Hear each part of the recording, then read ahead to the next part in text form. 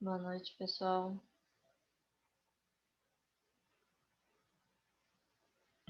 Boa noite. Boa noite, professora. Ok. Vamos começando então mais uma aula da nossa disciplina de análise de circuitos. Tá? Eu espero que hoje a conexão esteja melhor. Já estou desde o início conectada no cabo, mas qualquer coisa vocês vão me avisando. A princípio está funcionando bem hoje, mas a gente vai vendo. Hoje a gente vai ter uma aula bem mais tranquila se comparada à aula de ontem. Tá? A aula de ontem a gente teve bastante conteúdo, tivemos o nosso primeiro contato com os cálculos que a gente vai estar trabalhando, tá?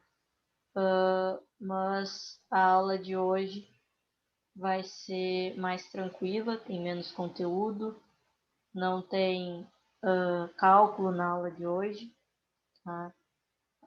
Então acredito que vai ser mais de boa, tá? Qualquer dúvida vocês podem me parar, tá?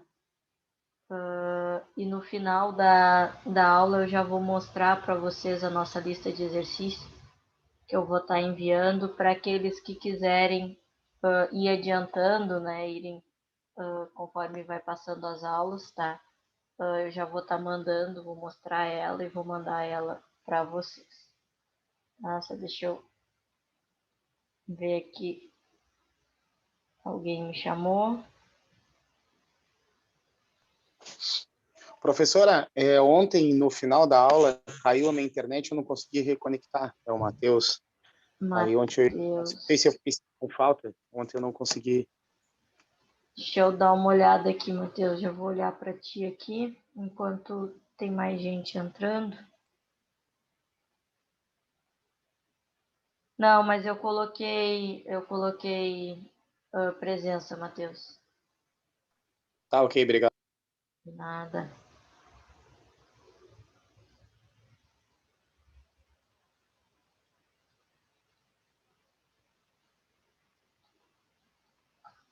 E tem gente mandando lá no grupo. Peraí. Lucas.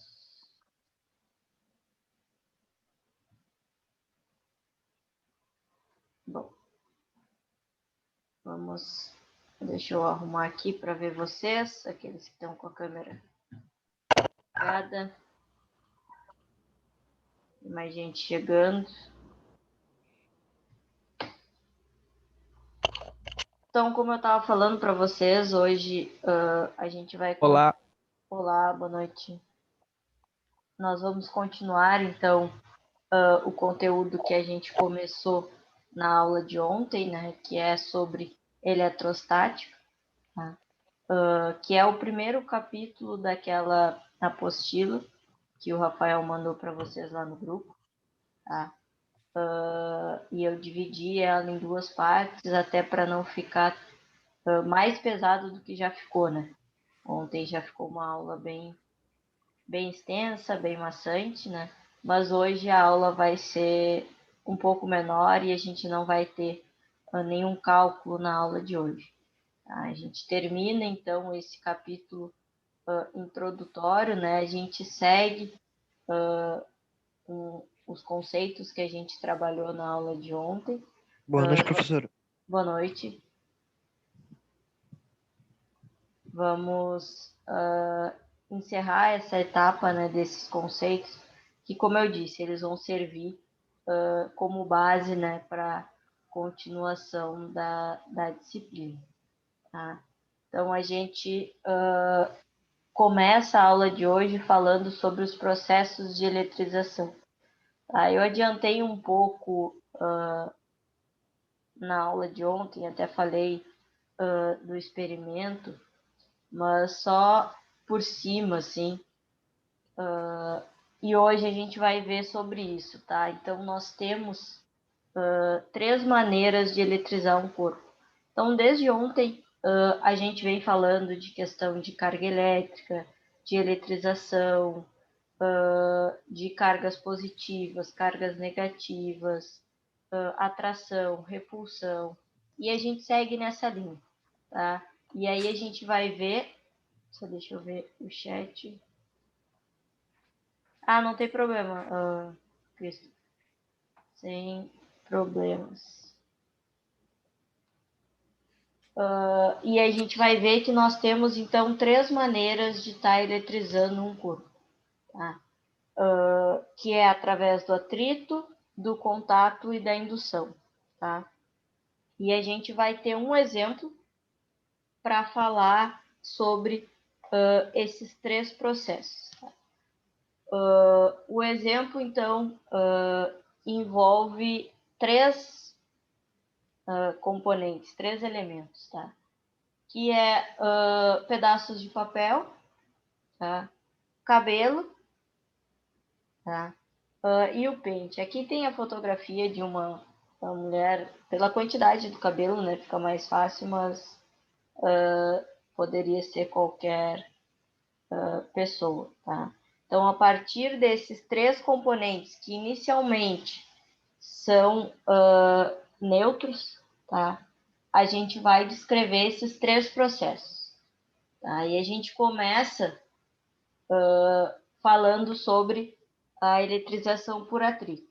Tá? Então, no momento em que a gente está passando, tá, o pente no cabelo, tá, a gente está gerando o atrito entre o pente e o cabelo. Tá? Nesse momento, a gente vai ter transferência de cargas entre os 2 elementos. Tá? O pente passa, então, a ter excesso de carga negativa e o cabelo, excesso de carga positiva. No momento em que a gente tem isso, a gente tem, então, a geração dos campos elétricos desses 2 componentes, desses 2 elementos. Que a gente falou ontem, né? Que sempre que a gente tem a eletrização de um corpo, seja ele com predominância negativa ou positiva, a gente tem a criação de um campo elétrico. Nós falamos sobre isso na aula de ontem, tá? Então, nesse momento, a gente está tendo o processo de eletrização por atrito e a gente teve a geração dos campos elétricos, tá? Retirando, então, o pente do contato com o cabelo, tá? A gente entra no segundo processo de eletrização, que é por indução. Tá?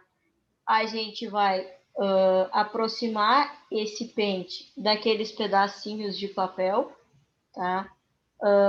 E aí, nesse momento, o campo elétrico que foi gerado no pente, ele vai agir sobre as cargas daquele papel, tá? E aí vai puxar, né? Vai fixar esses papéis em torno do pente, tá? Sendo que as cargas positivas vão se concentrar na parte superior dos pedaços de papel, né? Então, a gente vai ter o processo de atração, tá? Enquanto as negativas são repelidas para a parte inferior. Então, basicamente, o que a gente teria aqui, se aqui fosse um pedaço do papel, tá? A gente teria uma divisão e na parte de cima a gente teria as cargas positivas, tá?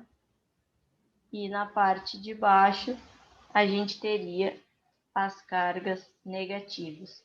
Tá? Então, se a gente fosse pensar no pedaço, em cada pedaço de papel, seria isso que a gente estaria tendo, tá? Por que isso?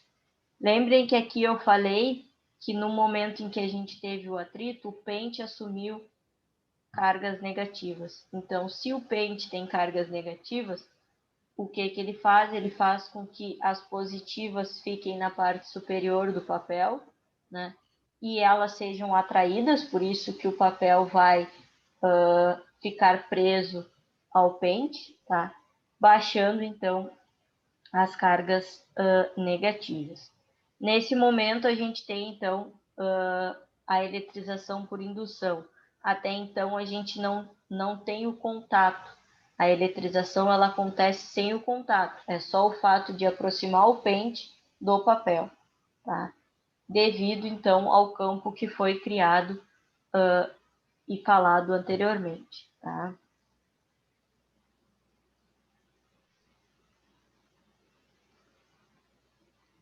Então, nesse momento que a gente faz essa polarização, essa separação das cargas positivas e negativas no papel que eu falei, a gente vai ter o processo de atração entre o pente e o papel, né, até o momento em que eles entram em contato. Tá?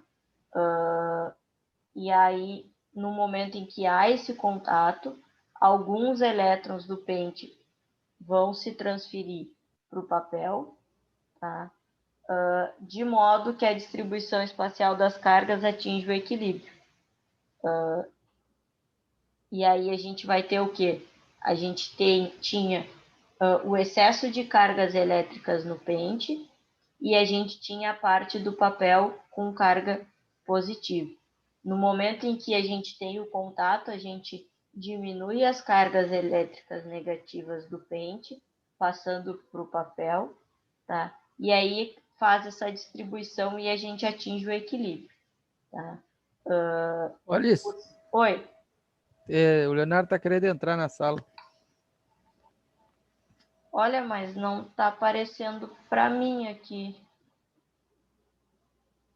Não tem ninguém solicitando entrada aqui. Eu vou avisar ele ali. Tá, por favor. Nem vi se mandaram alguma coisa.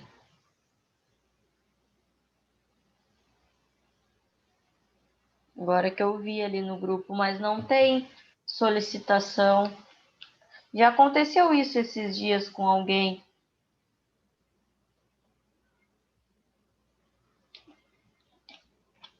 Eu já fixo o ID e a senha já para a gente tentar evitar esses problemas de toda hora tá trocando de sala, mas mesmo assim sempre dá alguma Ué, coisa. bem melhor assim, né? Para não ficar.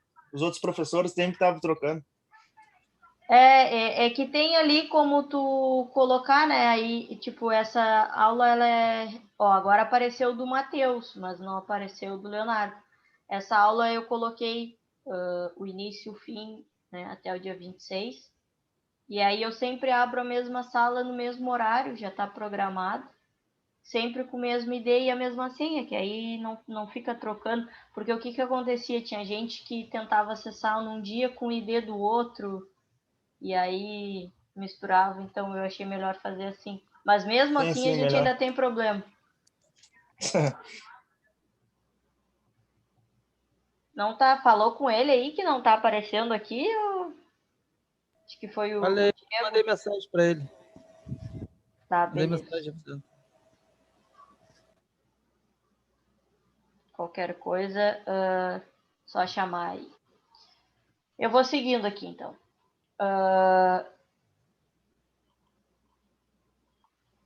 No momento em que a gente tem, então, essa distribuição dessas cargas, tá?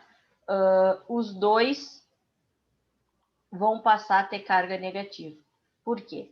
Porque eu tinha o pente com excesso de cargas negativas e ele cedeu elétrons para um corpo que estava neutro. Então, esse corpo, que no caso é o papel, passou também a ficar negativo. Se eu tenho os dois negativos, eles deixam de se atrair e passam a se repelir. E no momento em que a gente tem essa repulsão, tá? A gente vai ter a separação do pente para os pedaços de papel. Tá? Então, é basicamente o processo de contato do pente com o cabelo para fazer a eletrização, tá? E aí por atrito. O campo elétrico ele é gerado. A partir da geração desse campo que está no pente, ele vai atrair os pedaços de papel até que eles entram em contato. No momento em que há o contato, a redistribuição das cargas negativas e aí os dois corpos ficam negativos. No momento em que eles ficam... Agora apareceu aqui o Leonardo solicitando. No momento em que os dois ficam negativos, eles deixam de se atrair e passam a se repelir. Tá? Então, esse é um exemplo que compõe, então, o processo de eletrização. Tá? Desde lá da etapa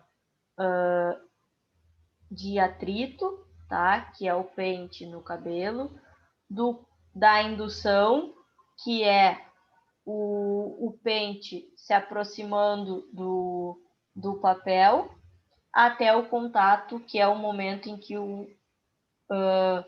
tem a atração dos pedaços de papel e eles se prendem no nosso pente, tá?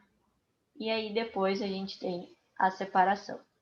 Então, é um exemplo que a gente tem dentro desse exemplo os 3 processos de eletrização, tá? Eles sempre trabalham juntos? Não. Tá? Eu posso ter só um, só outro, 2 deles, tá? Geralmente eles trabalham de forma individual. Aqui é um exemplo só para explicar mesmo esse processo, tá? Mas a gente tem eles trabalhando de forma separada, tá? Então, só para dar essa ideia para vocês de quais são os 3 processos e como que eles funcionam, tá? Depois disso, o próximo conceito que a gente vai falar é sobre os elementos condutores, semicondutores e isolantes. Tá? Começando, então, fazendo essa comparação entre condutores e isolantes, tá? Lá em 1729, que se chegou a essa conclusão de que haviam 2 tipos de materiais, tá? Os condutores e os isolantes. Qual a diferença? Eu tentei colocar aqui num quadro para facilitar esse comparativo. Tá? Enquanto os condutores se tratavam de materiais, de elementos que podiam transmitir eletricidade, os isolantes tinham a eletricidade retida. Né? No caso dos condutores, o fluido elétrico podia fluir livremente, e nos isolantes esse fluido ele ficava preso. Tá? Condutores tinham o movimento das cargas acontecendo de forma livre por todo o material, e no caso dos isolantes as cargas não têm mobilidade. Exemplos de condutores: metais, isolantes, papéis, madeira, plástico. E aí a gente tem a questão do ar, tá? O ar, ele é visto como um isolante, tá? Mas o ar seco é um isolante, tá? No momento em que a gente tem a umidade, quanto maior for essa umidade, maior vai ser a condutividade desse meio, né? E aí ele deixa de ser um isolante e passa a ser um condutor. Tá? Então, às vezes, dependendo da solução ou da aplicação, o ar é um isolante. Mas se a gente estiver trabalhando com elevados níveis de umidade, ele não vai ser um isolante, ele vai ser um condutor. Tá? Então, eu trouxe esse quadro para tentar trazer essa diferença entre um e outro. Tá? Mas o que são, então, esses condutores? Tá? Que basicamente são os metais. Tá? Os metais são condutores e podem ter 1, 2 ou 3 elétrons em sua última camada. Lembrando que a gente falou das camadas na aula de ontem. Tinha K, L, M, N, O, P e Q. Tá? Na última camada, seja ela qual for, do metal, a gente vai poder ter de 1 a 3 elétrons. O cobre, tá? que é um dos condutores mais conhecidos e utilizados, tem um elétron na última camada e o alumínio tem 3. Como a gente falou ontem, todos os elétrons que se encontram na última camada, eles ficam mais distantes do núcleo e, consequentemente, eles ficam com uma ligação fraca em relação ao átomo. Nesse momento, tá, é que a gente consegue que eles se movimentem livremente, vagando de um átomo para outro. Tá? Então, é por isso que a gente tem esse processo das cargas se movimentarem livremente pelo material, do fluido elétrico fluir livremente, tá? Porque a gente tem essas camadas, os elétrons estão distantes, então fica fácil eles saírem dessa camada e se movimentarem. Tá? Já no caso dos isolantes, a gente diz que eles têm a última camada completa. Tá? O que é isso? Lembra que eu disse para vocês que cada camada ela estava associada ao 2 na expoente de alguma coisa. Então, 2 na expoente 1, 2 na expoente 2, 2 na expoente 3. Significa que na última camada eu poderia ter 2, 4, 8 elétrons. Tá? No caso dos condutores, a gente não tem o número máximo que a gente poderia ter nessa última camada. Tá? Então, por exemplo, se a camada ela teria uma capacidade para ter 4 elétrons, eu vou ter 1, 2 ou 3. Então, eu tenho um espaço vazio ali a ser preenchido. E isso não é preenchido, faz com que os elétrons eles se movimentem livremente. No caso dos isolantes, se a última camada pode ter 4 elétrons, ele vai ter 4 elétrons. Tá? E aí isso faz com que não haja, então, essa movimentação das cargas no elemento. Tá? Isso falando dos elementos, tá? Quando a gente fala de substâncias, mais alguém chamou...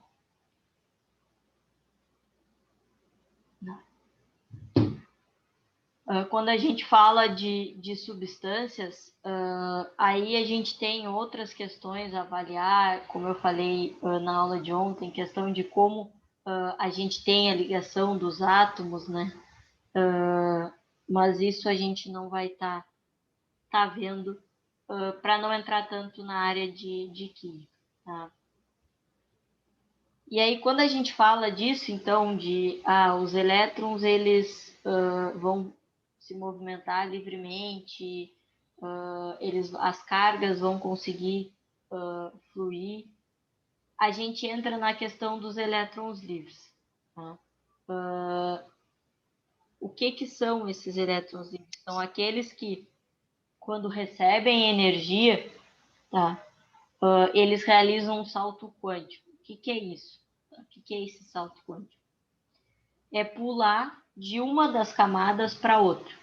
Tá? Então, pensem na imagem que eu mostrei na aula de ontem, que a gente tinha... lá vou eu para os meus desenhos horrorosos.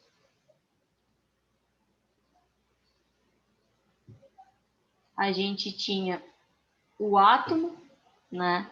E aí a gente tinha as camadas deles.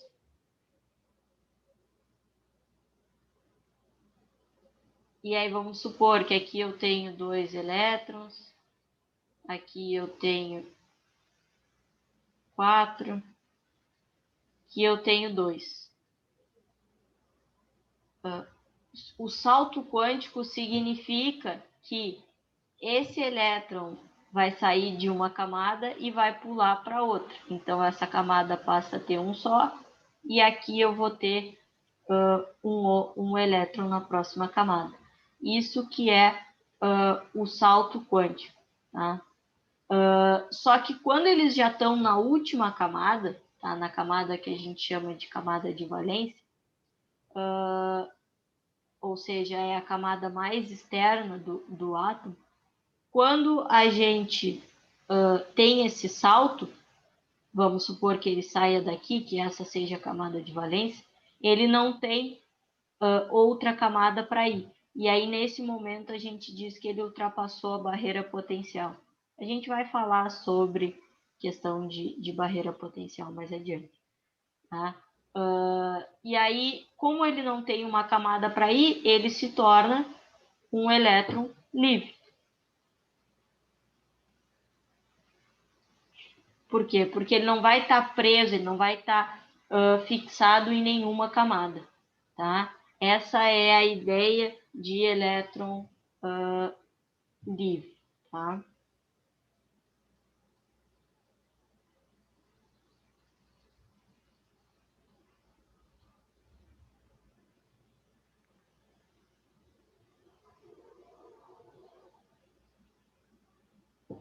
E aí, quando a gente está falando, então, dos metais, de materiais condutores, esses elétrons que estão na última camada são vistos como elétrons livres, por quê? Porque a ligação deles com o átomo é muito fraca.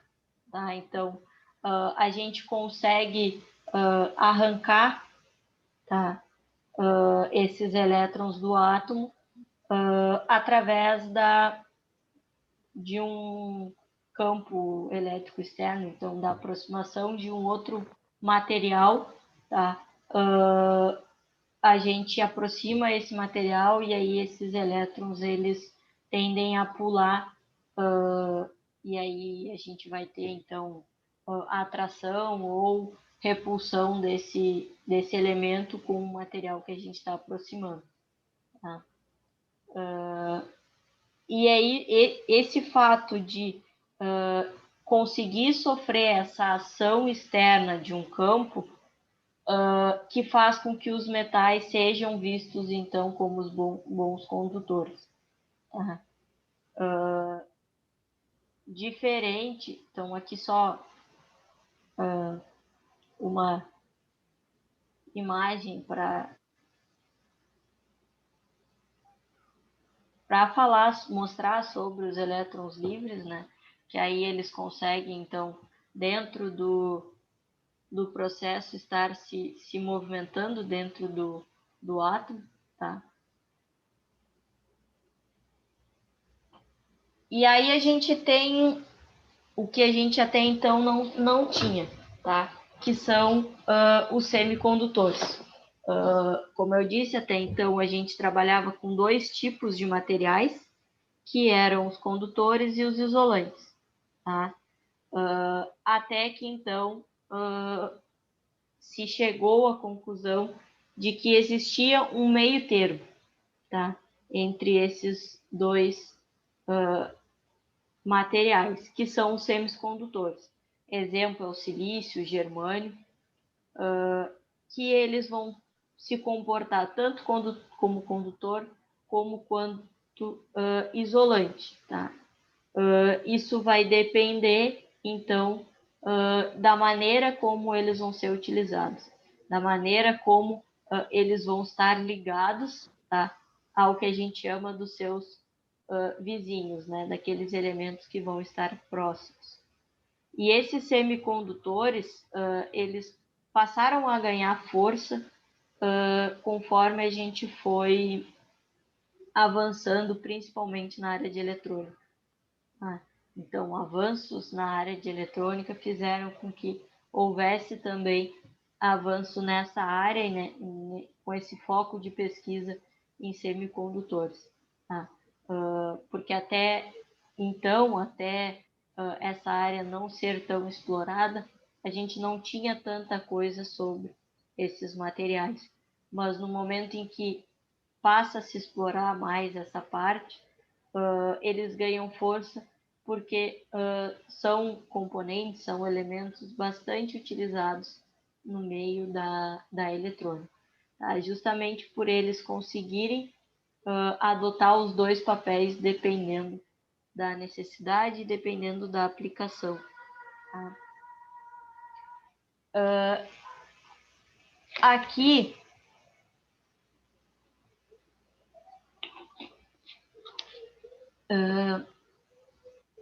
ontem, quando a gente fez o nosso cálculo, eu citei o exemplo de 1 vezes 10 na 3, a gente viu a questão do expoente, né, vezes 10 elevado a alguma coisa. E aí eu achei interessante colocar essa questão sobre grandezas elétricas, unidade, notação, prefixo, mas principalmente sobre a questão da base 10, que a gente chama. Tá? São as potências de 10, como a gente viu na aula de ontem, que era vezes 10 na menos 19, a carga elementar, e aí a gente calculou e ficou com o valor vezes 10 na 18. Por quê? Porque quando a gente avança na disciplina e também na área de eletro, a gente passa a utilizar esses prefixos. Tá? 10 quilowatts, 1 kW, 13,8 kV, um resistor de 1 kΩ, um capacitor eletrolítico de 1 picofarad.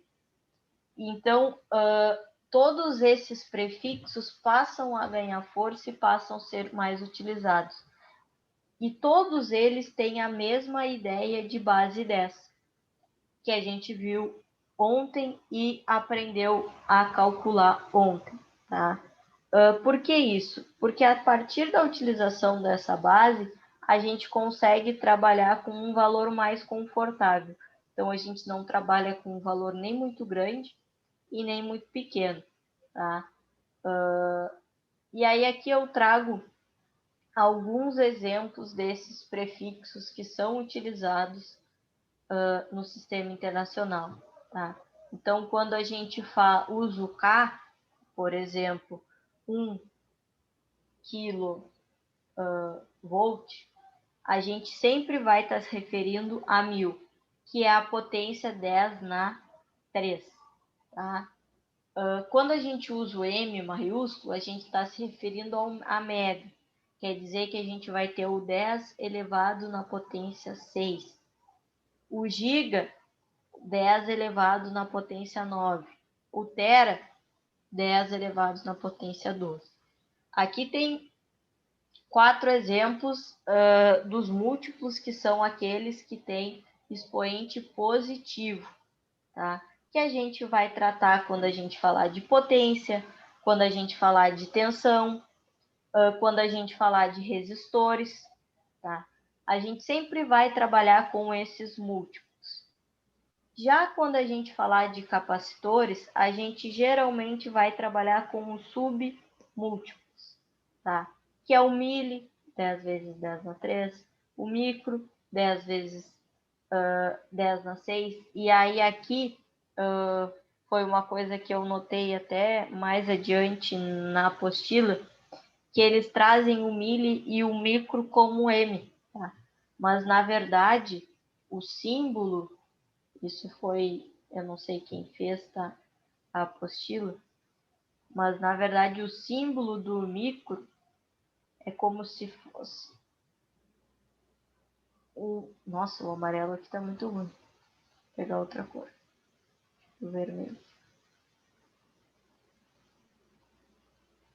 É como se fosse aquela letrinha que tem um maiorzinho, a perninha, tá? Esse aqui é o símbolo do micro. Tá? A gente vai ver ele, vai utilizar, que significa 10 vezes 10 elevado na menos 6. O nano, 10 na menos 9, e o pico, 10 vezes 10 elevado na menos 12. Nós vamos usar bastante esses prefixos, tá? Para resistor e para capacitor, sem sombra de dúvida. Tá? Inclusive, se vocês forem comprar capacitor e resistor, ninguém vai chegar lá, eu quero um capacitor, um resistor de 1000 ohms. vai chegar e tu vai pedir um resistor de 1K-ohms. Eu quero um resistor de 2K7 ohms. Significa que é um resistor de 2.700 ohms. Tá? Eu quero um resistor de 10 kΩ. Significa que é um resistor de 10.000 ohms. A gente trabalha muito com prefixo e trabalha também quando a gente for falar de sistemas de potência, provavelmente seja eu que vá ministrar, mas isso é lá no terceiro módulo. Quando a gente for falar dos níveis de tensão, de distribuição, de transmissão, de geração, a gente fala, vão ser transmitidos 500 kV. A gente vai ter um envio de uma tensão para uma indústria de 68 kV, de 13,8 kV. A gente está sempre trabalhando com esses prefixos. Então, aqui estão os mais utilizados, existem outros, tá? Mas esses são os mais utilizados. E aí vocês vão ver, para quem não sabe, eles ainda, vão ver que depois acaba ficando já na cabeça de vocês. Tá? E sempre que a gente for utilizar eles para os cálculos, a gente vai utilizar como a gente aprendeu ontem, colocando o ESP na -9, ESP na 9, ESP na 12, tá? A maneira de utilizar eles é a mesma que a gente viu ontem, tá?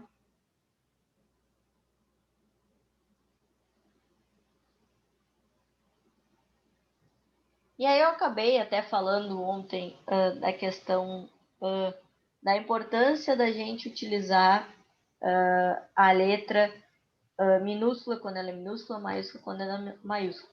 Aqui a gente já tem o primeiro exemplo.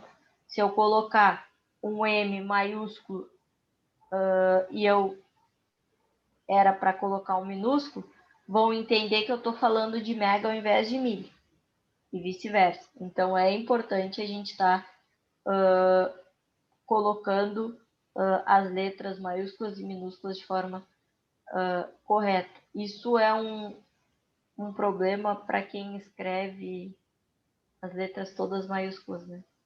Mas aí vai ter que se adaptar. E eu falei ontem também que a gente usa tanta letra que a gente acaba tendo que utilizar o alfabeto grego. E aí tem algumas letras que são bastante comuns da gente estar utilizando. O alfa, beta e gama para indicar ângulo, tá? O teta também. Aqui tá o símbolo que eu tentei desenhar para vocês, que significa micro, tá? Alguns a gente não usa quase, tá? O iota, capa, nu. O lambda a gente até usa para a área de luminotécnico, a gente faz uso um pouco, tá? Mas aqui só uns exemplos. Delta a gente usa bastante, tá? E eles também têm essa distinção, tá? Da letra minúscula para maiúscula. Então, por exemplo, quando a gente está calculando lá a nossa Bhaskara, e a gente calcula o nosso delta, a gente faz uso da letra deles, que é uma letra maiúscula, tá? Mas dependendo do que a gente está trabalhando, a gente usa na área de cálculo numérico mesmo, a gente faz uso do delta minúsculo. Quais são as que a gente vai utilizar, ao menos nesse primeiro momento, e que vocês precisam saber, tá? O do micro, tá? Alfa, que a gente vai estar usando. Nesse primeiro momento da disciplina vão ser esses dois, tá? No decorrer do curso vocês vão usar outro, mas nesse momento da disciplina, vou até apagar aqui os delta, são esses dois que a gente vai estar utilizando mais, principalmente o símbolo de micro. Tá? Quando a gente for trabalhar com resistores e capacitores, a gente vai usar bastante o símbolo de micro.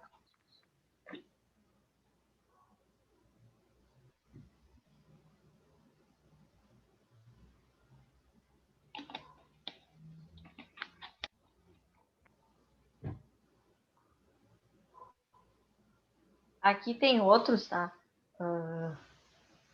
A gente vai usar daqui, a gente vai usar... tá, o pi a gente vai acabar usando, né? Não quer fazer uns pouquinhos para nós?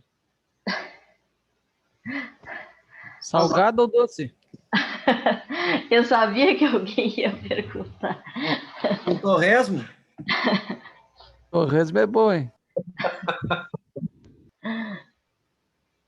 Vice, o bom da aula online é que dá para comer até uma pipoca aí durante a aula.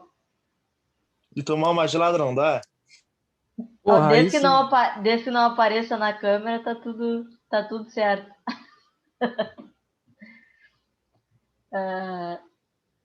O ômega a gente vai utilizar porque a gente vai trabalhar com questão de frequência. E aí a gente usa, né? Questão do Φ a gente vai usar, porque a gente vai usar para frequência, a gente vai ver que o Φ é o nosso ângulo inicial, tá? Então, alguns desses, preferi colocar a tabela toda, porque aí tem onde consultar se precisar, tá? Vocês vão ter isso para estar consultando se for necessário. Mas vocês vão ver que depois acaba ficando, alguns que a gente mais usa, acaba ficando na nossa memória. E aí a gente entra no principal tópico da aula de hoje, tá? Que é a questão de tensão elétrica, diferença de potencial, tá? O nosso DDP. Que aí a gente já vai começar a introduzir esse conceito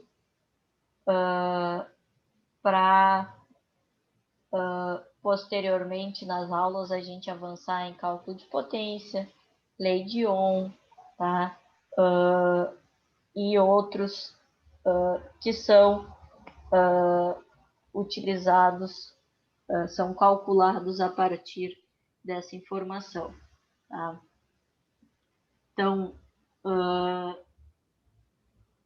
quando a gente tem, tá, uma carga imersa em um campo elétrico, ela vai estar sujeita a uma força. A gente falou sobre isso na aula de ontem. Tá? A gente até viu a equação, eu falei que a gente não ia calcular, mas nós vimos a equação de como calcular essa força. Tá? E aí essas cargas elas podem se movimentar. Tá? O que a gente quer dizer com isso? Tá? A gente quer dizer que no momento em que essa carga ela entra num campo elétrico, ela vai adquirir uma energia potencial. Tá? E que essa energia potencial ela pode ser transformada em energia cinética e, consequentemente, se movimentar, né? E realizar trabalho. Tá? E aí a gente entra, então, nesse aspecto do quanto, né, vai ser essa influência, de qual é esse valor, de como medir, de como calcular, tá? E a gente vai ter que, quanto maior for a carga, tá, maior vai ser a força, por causa daquela equação que a gente viu, tá, na aula de ontem, que força era igual a constante K vezes Q1 vezes Q2 sobre D ao quadrado. Tá? Então, quanto maior for o valor da carga, maior vai ser o valor da força, porque são grandezas diretamente proporcionais. Ou seja, quando eu aumento uma, eu aumento a outra. Quando eu diminuo uma, eu diminuo a outra. Tá? E quanto maior, então, for a carga, vai ser maior a força, e quanto maior for a força, maior vai ser essa energia potencial. Tá? Só relembrando essa ideia de energia potencial e energia cinética, a energia potencial é a que está relacionado à altura, tá? Então, a equação dela é com base na altura do movimento. E a energia cinética está relacionada à velocidade, tá? E é o que tem de movimento. Então, a energia cinética é o que a gente tem lá no nossos geradores eólicos lá, que a gente vai tendo a geração através da energia cinética, tá? Mas a gente também vai ver essas questões no decorrer do curso, tá? Então, esse potencial elétrico, tá? Ele pode ser calculado, tá? Pode ser entendido como a relação dessa energia potencial com a carga, tá? E aí a gente consegue calcular o potencial elétrico em cada ponto do campo, tá? Mas a gente acabou avançando, né, nesses aspectos, tá? E a gente não calcula o potencial elétrico assim, mas ele pode ser calculado para determinadas aplicações. A unidade de tensão, todo mundo sabe, é o volt, tá? E aí a gente tem, então, o que a gente chama de DDP, que é a nossa diferença de potencial, que é quando a gente tem dois pontos, o ponto A e o ponto B. Cada ponto desses tem um potencial elétrico associado, então a gente tem o potencial elétrico associado ao ponto A e a gente tem o potencial elétrico associado ao ponto B, tá? Que a gente chama de VA e de VB. Nesses pontos a gente consegue então definir essa diferença de potencial entre esses pontos. A gente pega o valor do ponto A e diminui do valor do ponto B ou vice-versa. Tá? É isso que a gente entende como diferença de potencial e é assim que a gente calcula. Então, a gente tem dois pontos, calcula a tensão em um ponto, calcula a tensão no outro, faz a diferença, a gente tem a diferença de potencial.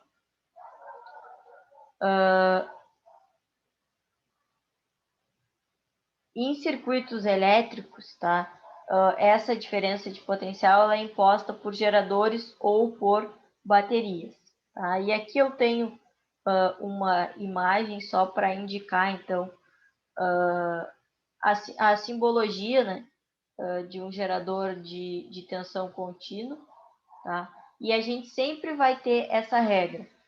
O lado que for maior, aqui eu tenho a indicação, tá? Do que é positivo, o que é negativo. Mas geralmente eu não tenho. Eu só tenho esse símbolo aqui. E aí a gente precisa saber que o lado mais comprido é o positivo e o lado menor é o negativo, tá? E aqui a gente só tem a representação, e aí para calcular, vamos supor que aqui eu tenho meu ponto A e aqui eu tenho meu ponto B. Para calcular a minha diferença de potencial, eu vou pegar a tensão nesse ponto e vou diminuir desse ponto. Tá? Mas como que eu vou medir essa diferença de potencial? Tá? A gente utiliza, né? O ideal é utilizar o voltímetro, tá? Mas a gente acaba, por praticidade, sempre trabalhando com multímetro, né? Porque aí, através dele, a gente consegue medir várias grandezas. Eu provavelmente dei uma aula sobre instrumentos de medição para vocês mais adiante. Mas o voltímetro é o mais aconselhado para medir tensão, medir diferença de potencial, enfim. E aí a gente tem que ter o cuidado, tá? E que às vezes acaba gerando alguns equívocos, que é quanto à maneira como esse voltímetro tem que ser colocado no sistema. Tá? Então, para utilizar o voltímetro, a gente precisa que ele seja ligado em paralelo ao elemento que vai estar sendo medido. Tá? Isso gera confusão, até porque quando a gente for falar de corrente, a gente vai falar do amperímetro e vai ver que o amperímetro ele é ligado em série. Tá? Então, a gente tem essa diferença entre eles. Tá?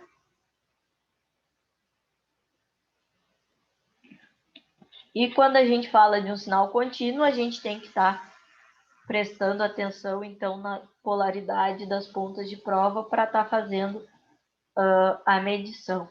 Tá? Aqui só o exemplo de ligação, né? A gente vai falar bastante sobre série paralela, tá? Resistor, indutor, capacitor, mas adiantando para vocês, para aqueles que não lembram, tá? Quando eu falo que um instrumento está em paralelo com o outro, ou que um resistor está em paralelo com o outro, significa que eles têm os dois lados, as duas pontas interligadas. O que tu quer dizer com isso, professor? Qual é a diferença para série? Série, eu só tenho um lado deles conectado. Que é isso? Deixa eu pegar meu desenhozinho aqui. Vamos supor que eu tenha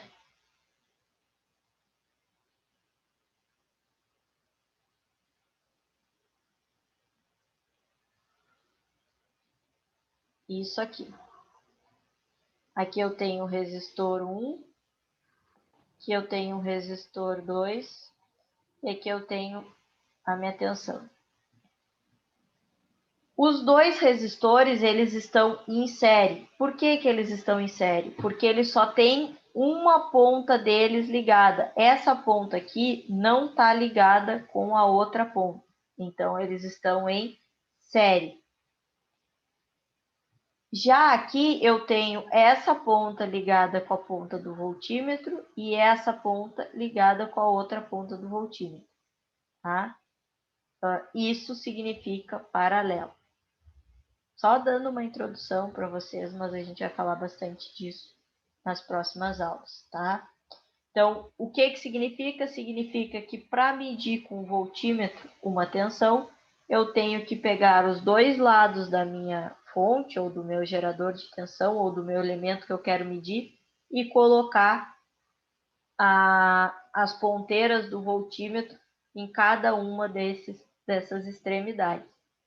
Já o amperímetro não, o amperímetro ele vai ser ligado só em um dos lados do componente, mas a gente vai falar, acho que na aula de amanhã, sobre isso. Deu para entender essa questão de série paralela, ao menos nesse início aqui, para saber como ligar o voltímetro? Talvez quem trabalha na área saiba na prática, né? Mas só trazendo aí, porque nem todos trabalham nessa área. Bateria, quando se quer somar voltagem, se liga em série, né? Isso. A gente vai falar sobre qual é a diferença de questão de quando eu quero somar cargas e quando eu quero dividir cargas, tá? Quando eu estou trabalhando com resistência, quando eu quero somar, eu acabo colocando em série. Quando eu quero dividir, em paralelo. Já quando eu estou falando de capacitores, tá? É o processo contrário. Quando eu quero somar, eu coloco em paralelo, e quando eu quero dividir, eu coloco em série. Eles são processos contrários, tá? Mas sempre que eu quiser somar baterias, por exemplo, que nem o colega trouxe, eu vou estar colocando uma em série da outra, porque aí eu vou ter o total somado desse conjunto de baterias, tá?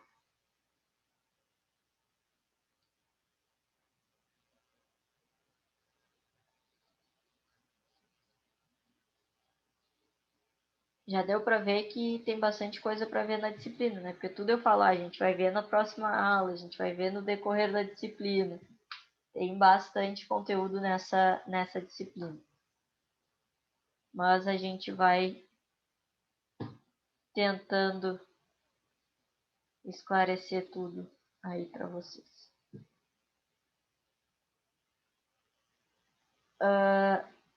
E a gente sempre tem essa questão de analogia, tá, com algum outro sistema, porque facilita o entendimento do que a gente está trabalhando, mas também o entendimento de um outro sistema. No caso da tensão elétrica, a gente acaba fazendo uma analogia com o sistema hidráulico, tá? O que isso quer dizer? Vamos considerar que a gente tenha dois reservatórios, tá? O reservatório A, que está cheio de água, e o B, que está vazio, tá? E esses dois reservatórios, eles estão interligados a um registro, certo? E aí, o A está cheio, o B está vazio. O lado esquerdo da válvula vai estar sujeito à pressão da coluna de água do reservatório A, tá? Que é a mesma coisa que a gente ter, por exemplo, o potencial no terminal positivo da bateria, tá? Então, fazendo essa analogia do sistema hidráulico para a bateria. Já o outro lado, o lado direito da válvula, ele não vai ter pressão da coluna de água. Por quê? Porque ele está vazio. Então, ele só vai ter a pressão atmosférica exercendo pressão nele, né? Que seria o lado negativo da bateria. O que acontece nesse caso? Tá? Quando eu abrir a válvula, abrir o registro, o que vai acontecer? A água vai sair do reservatório A, que está sofrendo maior pressão, e vai ir para o reservatório B, que está vazio e está sofrendo menor pressão. Então, a gente vai ter aquele tanque que está cheio, enviando água até que os dois tanques fiquem no mesmo nível. Tá? É o que acontece na diferença de potencial. A gente tem a transferência, tá? Aqui eu tenho exemplo do que eu acabei de falar do sistema hidráulico. Até esqueci que eu tinha figura, fica melhor explicar por ela. Então, a primeira situação é aqui na letra A, que eu tenho um tanque, tá? O A ele estava inicialmente cheio, o B inicialmente vazio. No momento que eu abro a válvula, eu começo a transferir o fluxo de água para cá. Por quê? Porque eu tenho uma pressão maior no ponto A do que uma pressão no ponto B. Até que eles chegam no mesmo nível. No momento em que eles estão no mesmo nível, eu não tenho mais diferença de pressão, eu não tenho mais diferença de potencial, porque eles atingiram o mesmo nível. E nesse momento, a minha diferença de potencial, a minha tensão vai ser zero. Tá? E aqui não, aqui como eu tenho essa diferença de potencial entre A e B, eu vou ter essa transferência de fluido de um ponto para o outro, tá? Até que eles fiquem no mesmo nível. Certo? Deu para entender o que eu queria passar na aula de hoje? Alguma dúvida, alguma pergunta antes de eu abrir a lista aqui e a gente falar sobre ela?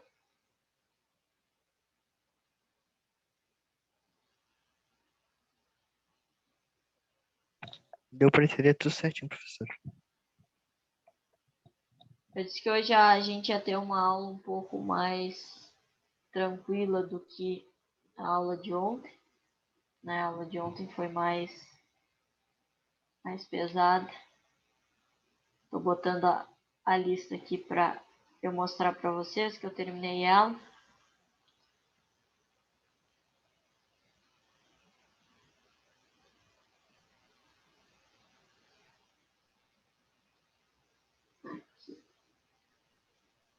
Deixa eu compartilhar agora. Pessoal, a nossa lista de exercício é essa aqui, tá? É uma mistura, tá? Então, vai ter algumas questões teóricas só dessas primeiras aulas, tá? Porque depois a gente não vai ter mais. Questão de verdadeiro ou falso, tem questão de mais de uma letra, tá? Vai ter bastante exercício de cálculo, são 15 exercícios, tá? O que dá para resolver já dela, tá? Vocês conseguem resolver as 4 primeiras questões, tá? Que são as 2 primeiras referentes à aula de ontem e as 2 referente à aula de hoje, tá? Mas a gente vai ter questão bastante de resistores, cálculo da lei de Ohm, resistência equivalente. Tem bastante exercício, tá? São 15 exercícios. Eu já vou mandar essa lista hoje para vocês. Para quem quiser ir adiantando conforme vai tendo o conteúdo, então seriam 4 questões que poderiam ser resolvidas. Essa número 2 é parecida com a que a gente fez ontem, tá? Então, já teria como exercitar o que foi visto na aula de ontem, tá? Mas, lembrando vocês, a gente vai ter um dia para a gente estar resolvendo essa lista de exercícios, tá? Qual seria o ideal, tá? Eu digo o ideal porque eu sei que vocês trabalham, que muitas vezes não conseguem. Que vocês tentassem resolver ela e aí no dia da lista vocês tirassem as dúvidas, tá? Mas eu sei que tem gente que por falta de tempo não vai conseguir e aí vai aproveitar a aula lá para fazer os exercícios, tá? Mas eu já vou estar enviando para aqueles que quiserem ir adiantando. A entrega dela, tá? Independente da questão estar 100% correta ou não, tá? A tentativa de fazer e a entrega dela garante um ponto, tá?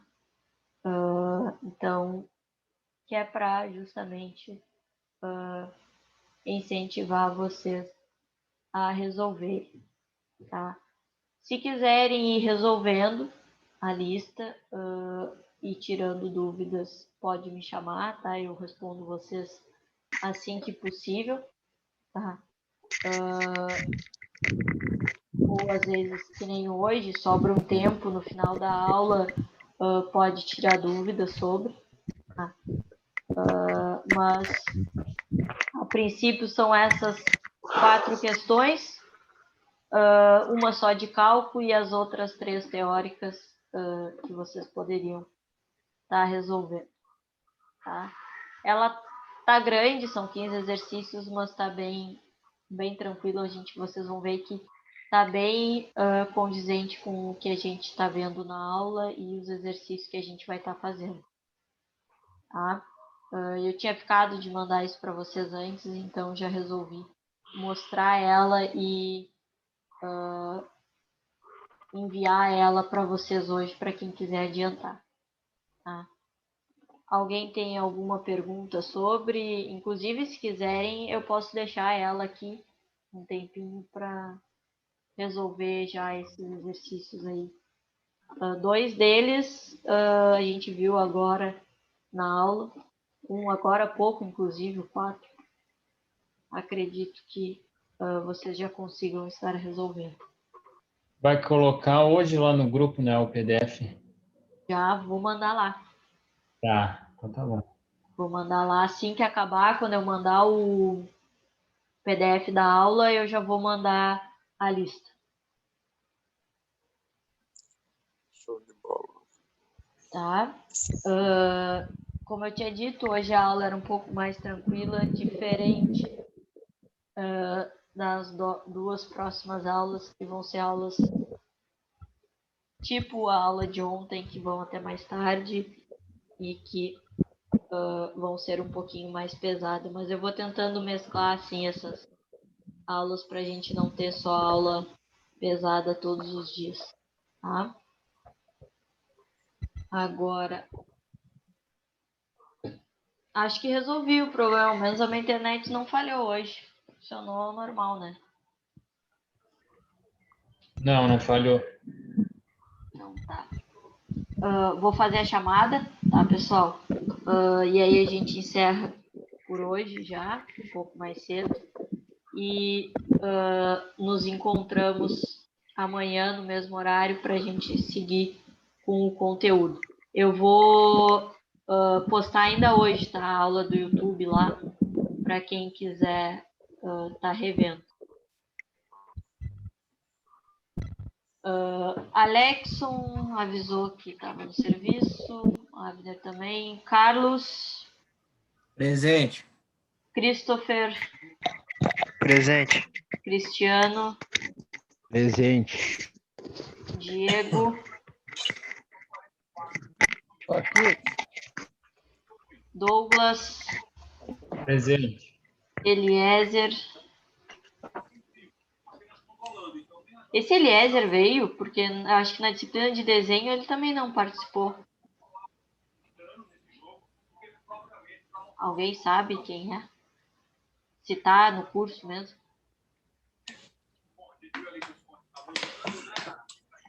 Nunca nem vi. Eu acho.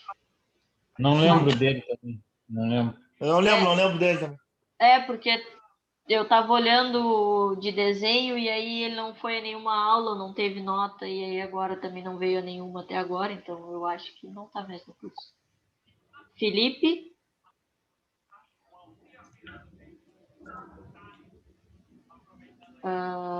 Ismael. Aqui. Israel. Yuri.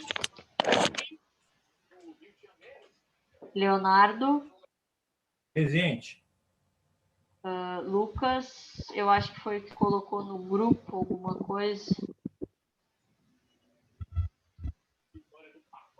Não vou conseguir ir hoje.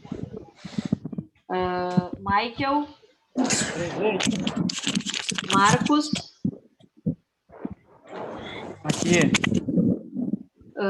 Matheus Pinho. Presente. Matheus Lopes. Presente. Matheus Melo. Patrick.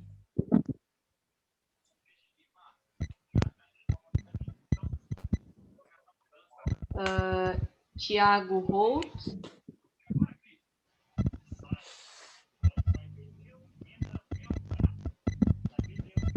Thiago Borges. E Thiago Lopes de Oliveira.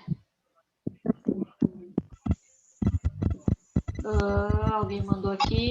Felipe, não saiu o teu áudio, mas eu vi que tu estava presente. Acabei de ver no chat aqui. Tá, pessoal.